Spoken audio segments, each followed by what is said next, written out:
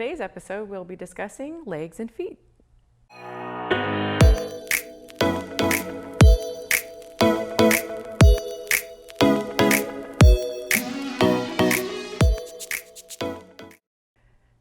Hello everyone, welcome to Legs and Feet. Today we'll be going over a little bit of anatomy again. We're going to do some lecture first and then we'll do some drawing, but just want to again go over some of the basic shapes as relates to... Sure. Before we start, you said welcome to Legs and Feet, not welcome to Art with Alison. Oh, sorry about that. Thank you. So let's see, I'll start over again. Welcome to Art with Alison. Today we'll be discussing legs and feet, and we will be covering basic anatomy and then doing some quick little sketches. But for right now, I just want to do a quick, study. I'm just going to do some quick little anatomy discussion. So we talk about this sort of basic mannequin form, right? Legs, feet. I'll sort of show the example. The mannequin, circle, it's like wedge shape for the feet, roughly. That's the general sort of, if you were to do a quick little gesture, that's all the time you have, that's enough, right? Let's go a little bit further, and let's think about the muscles that flow this, and we actually have quadriceps that actually wrap around the knee. The knee is sort of this like square, really sort of more of a square shape than circle. And then we talked about too, the shin bone curves, just really counterintuitive. When people draw legs, they don't think about that the line, the fibula, the tibia, fibula and tibia. This line, it's literally starts here. If we were to do a plumb line, you'd see there's this bowing that happens. When I talk about plumb line, it's as though if we were to have a stick and hanging a string with a weight at the end, sort of an ancient version of finding, straight lines, running the line down. What does that mean to go up and down from the point of like where the knee meets the ankle? The human body, when we're standing, when we're talking about legs, and we're talking about shifting weight and all of that, it's all about trying to keep the head center. And so with that in mind, wherever the center of gravity is on the body, that's where the head is. So even if I lean, my body wants to counterbalance that. I can't just tilt in one direction, I'm going to start to fall over. There's this natural correction that happens. And so in that too, thinking about is that we're not perfectly straight, that there is this curving that happens. We talked about in other episodes about this spring situation. We naturally are shock absorbers. And so just even thinking about that, it's not this straight line that literally bows out, comes back in, bows out, comes back in again. So I know that it's like, no, not more anatomy, not more lecture.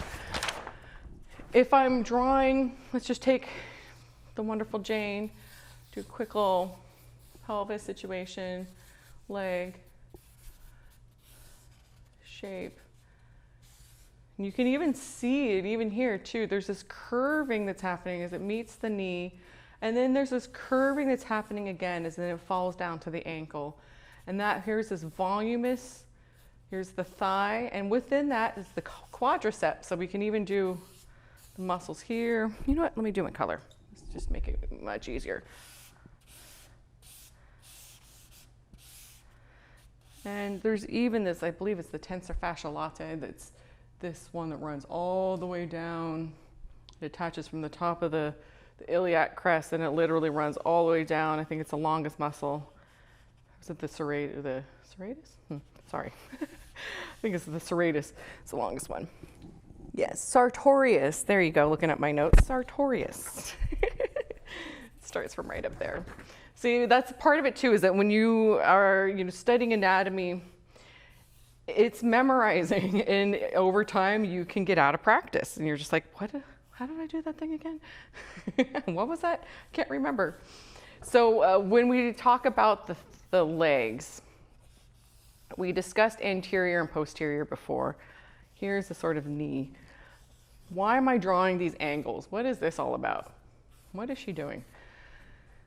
These are interior, the sort of posterior to anterior, the high points, the apex of this. And so from the quadricep, the apex of the leg, as it's from the exterior point, the apex is actually right here. It's pretty high up. The apex of the interior part, the medial part, the lateral medial, the medial side is actually lower. It drops down, and so there's this angling that's happening right there. You can see this angle that happens.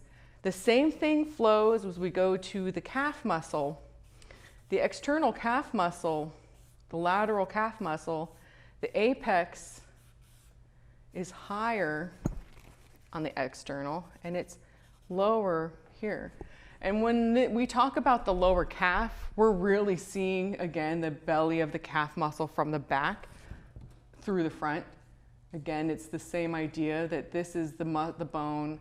This is actually the back muscle that we're viewing from the front. And so that in itself too, this switch, that if you can remember, the apex is the interior part is lower than the apex of the thing. And then you're like, why does that matter?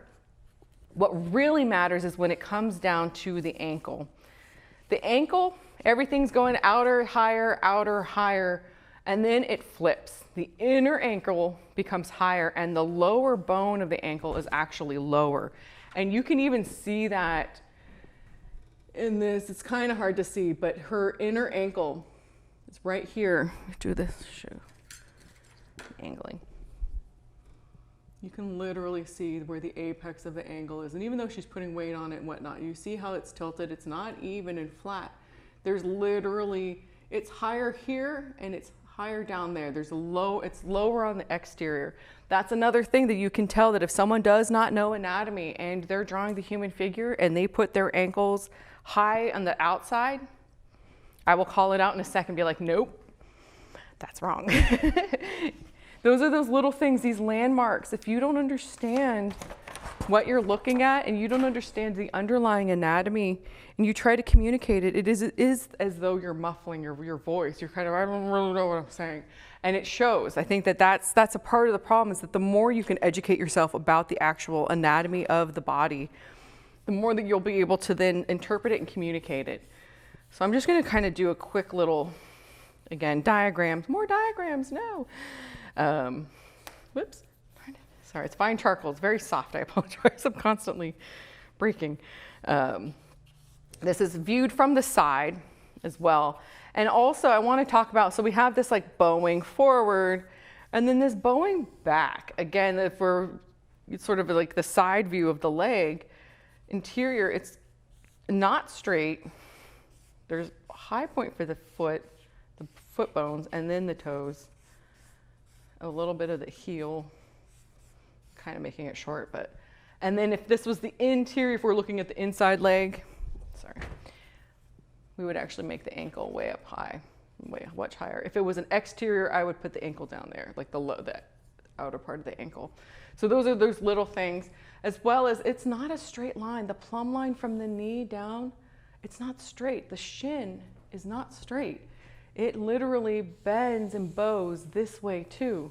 So not only are we bowing from the side, but it also is bowing from the front, but also from the side. And so it's really this really unique, again, the spring that can absorb that shock. So here's sort of the belly of the calf muscle, and then there's sort of the Achilles tendon and whatnot. But this is the main muscle that you're gonna see as well. And then this is sort of the quadricep and whatnot. And then the knee in itself also has this like push. And then there's almost this like edge where this is the patella. That's the actual like knee bone. You can see and it's pretty square. I mean, that's the thing too. It's a much more square than you would expect. That's way too much in anatomy stuff. Let's talk about the back of the knee, since we're kind of doing this quick little diagrams. The back of the knee and the muscles that happen. This is the hamstring, and we're viewing the back of the leg. This is the hamstring.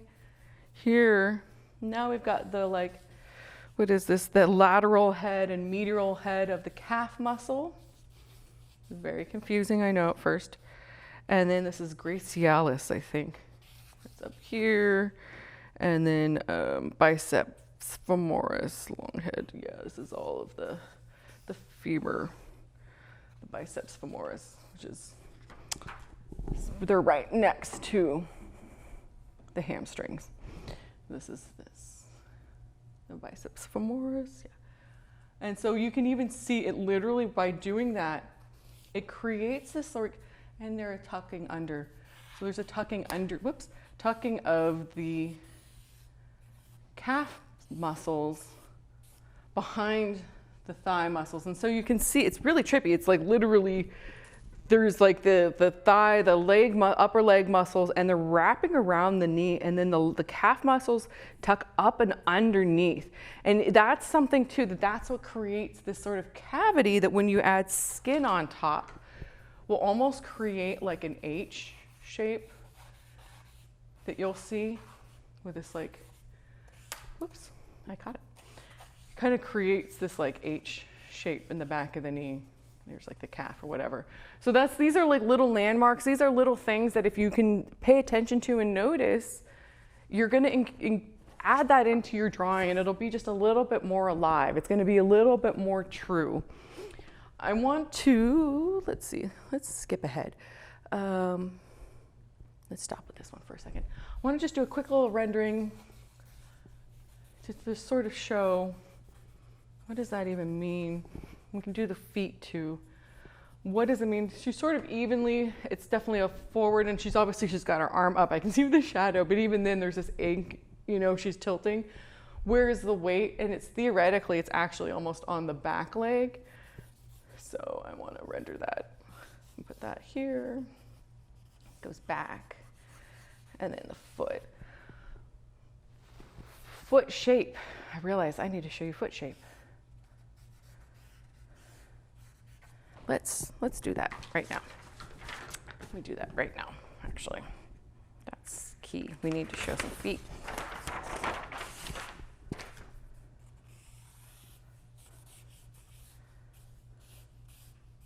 So, general foot shape, running out of room, big toe, kind of a triangle shape.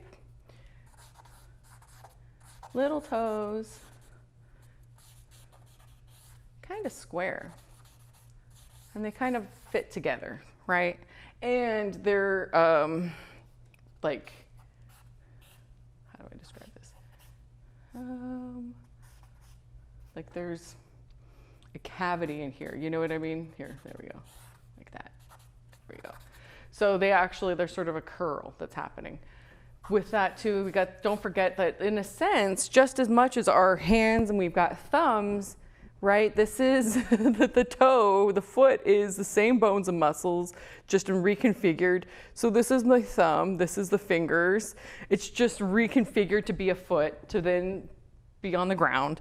So that's the type of stuff that you realize, that's why we've got toenails as fingernails. It's all the same template. That would then eventually, if we were a deer or whatever, would turn into a hoof. I just want you to think about too, these sort of general shapes of the ankle relating to the foot. I'm not doing a good job of this. This shape, that shape, this shape goes over. So the foot is kind of like a block spring, sort of like doing a lot of drawing of cubes in perspective. It's getting kind of messy. Let's see that. Oh yeah, here we go. That's why, there we go. Okay. And then this foot, heel. I'm like, what is this? We've almost kind of got like it's as though there's like two platforms, the ball of the foot, the heel of the foot, and then the sort of the arch, which is a sort of gap in between, arch, the gap in between. The weight, this is our toes, this is our heel, but do you see how it like protrudes? There's this sort of the heel, foot, and then the ankle as it wraps around. But there's definitely this like presence of from behind. It doesn't just go flat again. There's like a protrusion of the bone itself. These are the little things. These are these subtle differences. You can even see it kind of here too. There's her Achilles tendon as it then attaches to the heel and the bone there. And then we've got fat pads. There's the arch of the foot. And so you can even see right here, there's like literally it only intersects on the ground on this part and here. And then there's this cavity that's right there. Of course, on the exterior part, was it to pronate, to roll forward or to lay on your belly, then supinate. So like people tend to like supinate from kind of my feel roll that way, from pronate and be like rolling in, I believe. Is that the opposite? Could be the opposite. I don't know what I'm saying. Basically that idea though, that like where we rest our weight on our feet will determine the way that we wear our shoes and all of that there's just awareness of how we're even pressuring. Even like look at her foot. Like I want to just show an example. The foot itself, there's this sort of compression, and then the like crunch of the toes, and then there's sort of this push, and then the top of the ankle. You can even see some of the heel or whatever, but this idea that it's like boop, boop, kind of comes out and then in. And this compression idea is like, it's so important to think about that too, that this like long piece, that then there's like the toes that intersect with the ground, and that then, to give it sort of meaning, to give it a leg. If we talk about fingernails, toenails, nails in general, hands, feet, we'll discuss again as well when we do hands.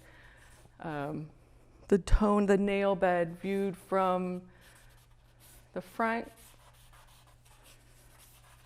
We have, parallel curving lines that go like that. So this is sort of a foreshortened, like Superman hands coming at you sort of situation.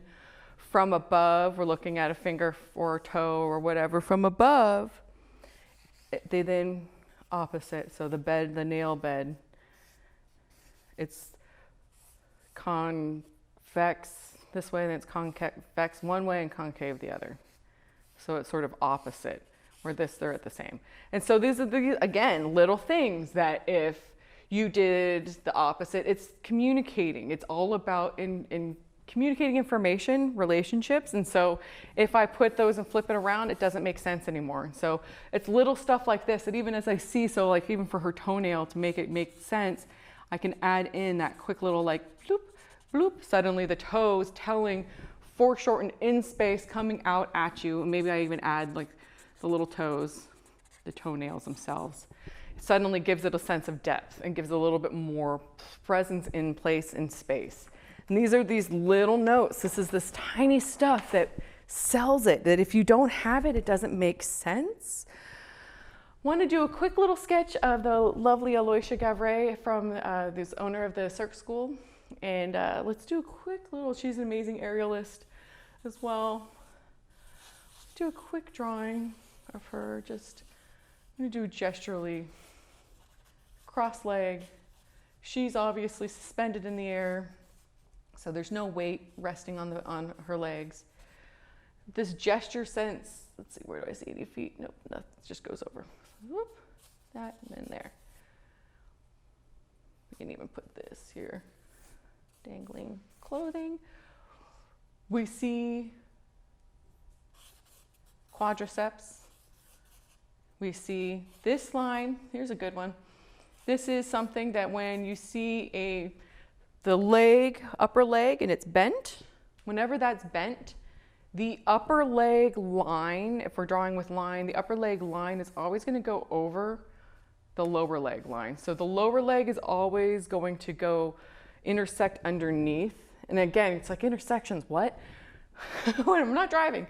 What that means is, again, this idea of prominence, dominance, who's more important in the order of operations and the front and see, the scale of what's closest to camera or to the viewer, what's furthest away and away from camera and sort of in the background going off into space. When the leg is or bent, the upper body, the upper leg actually, as we can see again, I mean, we were talking about with the knee, was that the upper legs actually wrap around, and it can, see if we can see it from here. it's kind of hard to see, but the sartorius muscle is actually part of what communicates that, at least on the inside.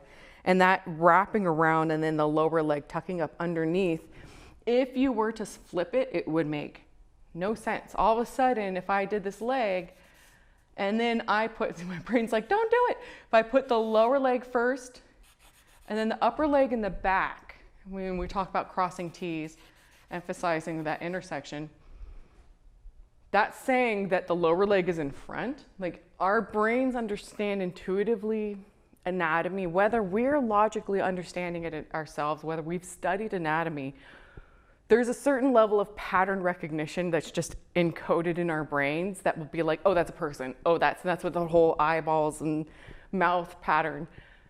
The same stuff is applied to the body in that, like, these sort of things that if you don't know the anatomy and the underlying muscle and bone and you put it in and make the lower leg overlapping the upper leg, that immediately almost starts to communicate like an upper arm.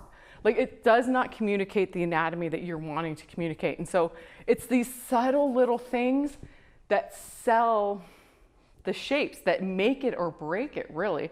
Even like here, the heel, there's kind of this like little bit of whoop, and there's a bit of a flatness there because that's where the foot is literally hitting the ground, right? And it's sort of over time worn it down and sort of compressed it. So there is this sort of like sharp corner theoretically. You even see it sort of starts because there's gravity, so it even bows a little bit. But again, her foot, let me see. They're trained to always point their toes. They're incredible aerialists and body, just athletes. They know where their body is at all time. You can even see, oops, I just stepped on more charcoal. Her knee, the shin, it's kind of too subtle. It's tough because she's very muscular too. She's very strong. But there is a curving that's happening in the shin bone that then flows to the top of the foot, that then flows to the feet, to the toes. Again, I want to make sure I get, there's the other charcoal. How do I describe this? Let's see. See, again, I want to make sure that the toe is in front and then the pad of the foot. It's all about who's in front of who. And then again, with this leg, I'm going to put this here. It's the same thing. The calf is behind the thigh. So how we even see these shapes and understand that's going to just, that right there, if you don't know, you don't know. It's going to be very evident. And here, I'm going to put it, this is where the ankle is. It's really high up. It's really high up. If it was the outer ankle, you would be lower down. It'd be down right there. We are going to, I want to show just as muscles of the back of the body, of the leg. This is not a good check. Let's do, okay. I'm going to do with some pastel too, so we'll kind of get some general shapes. Sort of show quick, even though we did torso, I mean, it's sort of relevant still, is this sort of the gluteus maximus minimus. There's this. Let's see. That's right, yeah. And it kind of wraps around, and then we've got this. So you can see, oh, here's a perfect example. You see the H? Here's the H. There you go, back of the knee H. Which then, when it's bent, right, it creates that crease. There's that cavity. You can even see, here's the muscles that are overlapping, her calf muscles tucking up underneath.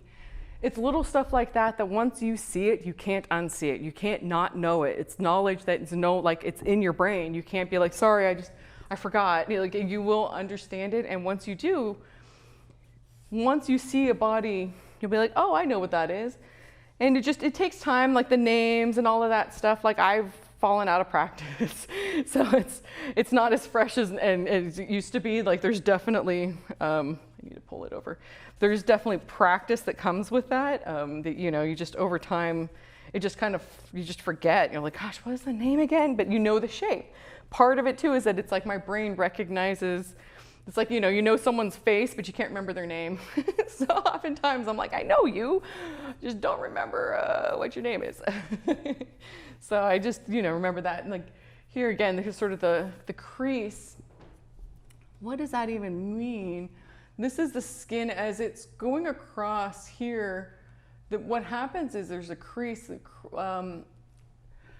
Wrinkles are always skin that's bunching, that's going opposite of the flow of the muscle. So because the flow of the muscle is going this way, theoretically, in a sense, that's why we have the creasing going that way. There's a compression, but there's also this sort of like squishing. And that's true of even like my forehead as I create these lines. It's because the forehead muscle direction of the like actual flesh, the like tissue is going in this direction. So I create these opposites. The same with like wrinkles that radiate out from the mouth because the mouth has circular flow lines. That's the stuff that if you just remember again, why is there a wrinkle there? And if you know the muscle flow, you know the directional flow of the muscle, you're going to be able to interpret and go, oh, okay, I know what I'm looking at. So here, I'm going to just add in, I'm going to do quick little anatomy layers. Let's do that. This is all tendon and fascia, sort of ligament stuff. Let's do these guys. Got that. Contrasting our gluteus.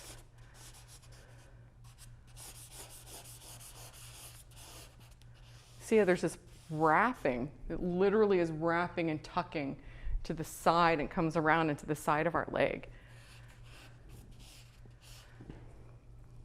And then we've got this.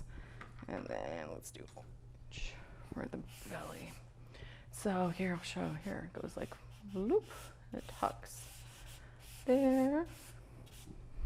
Let's do yellow for the sort of, there's like this fascia sheath almost that runs, that sort of attaches to the Achilles tendon. It is sort of that Achilles tendon that's attaching to the bone right there. So that's where the muscle tissue, the belly of it, the mass of it in the calf is obviously right there.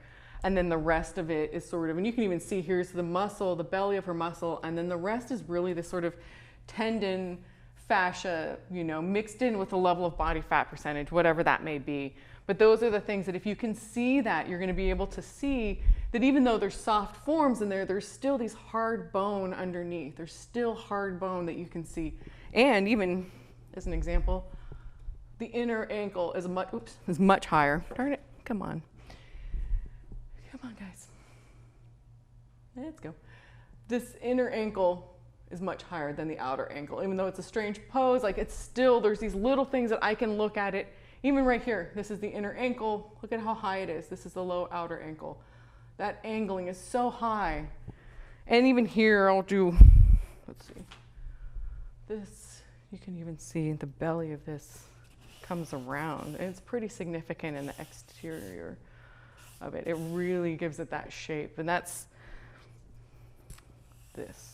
that line right there.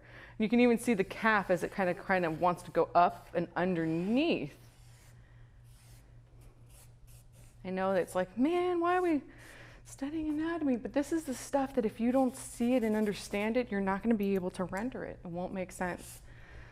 So this is sort of simple, but yet at the same time, it's necessary to be able to capture a human being, the legs. Next episode, we'll be discussing arms and hands.